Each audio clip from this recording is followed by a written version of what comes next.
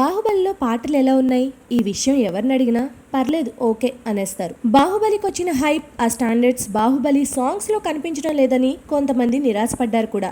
అయితే గీతే ఈ సినిమాకి ఆడియోనే మైనస్ అవుతుందని కూడా చెప్పుకున్నారు. అయితే కీరవాణి రాజమౌళి కాంబినేషన్ లో వచ్చిన ఆడియోస్ అన్ని థియేటర్లో సూపర్ హిట్ అన్న సంగతి జనం ఇంకా మర్చిపోలేదు. పాటలు వినడానికి ఓ మాదిరిగా ఉన్న సినిమాతో పాటు చూస్తే అదిరిపోవడం ఖాయం అని వీరిద్దరు కాంబినేషన్ లో వచ్చిన గత చిత్రాలు నిరూపించాయి.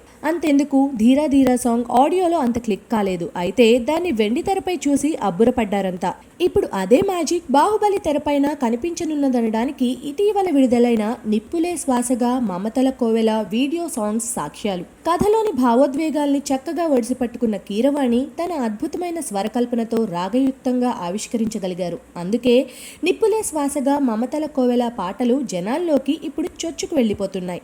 వీడియో రూపంలో పాటల్ని విడుదల చేయాలన్న ఆలోచన బాహుబలికి మరింత కలిసొచ్చే అవకాశం ఉంది. రాజమౌళి విజువల్స్ తో పాటు కీరవాణి పాటలు, ఆ పాటల్లోని ఆర్ద్రత మ్యాచ్ అవ్వడంతో ఎమోషన్ పీక్స్ లోకి వెళ్లి ఆయా సీన్స్ పండే ఛాన్స్ చాలా ఎక్కువగా ఉంది. ప్రస్తుతం యూట్యూబ్ లో ఈ పాటలు రెండు హిట్స్ మీద హిట్స్ కొట్టుకుంటూ వెళ్తున్నాయి. ఈ పాటలు బాహుబలి సూపర్ హిట్ అవ్వడానికి బాటలు వేస్తాయనడంలో ఎలాంటి సందేహం లేదు.